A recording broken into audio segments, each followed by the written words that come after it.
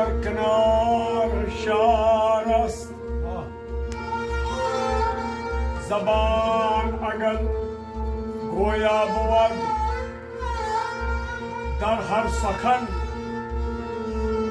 اسرار است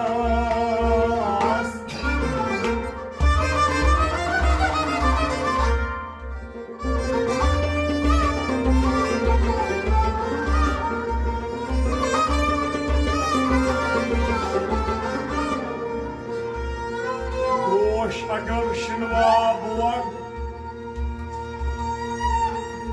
کای بشنو جز نام حق چشم اگر بینا بود در هر طرف دیدار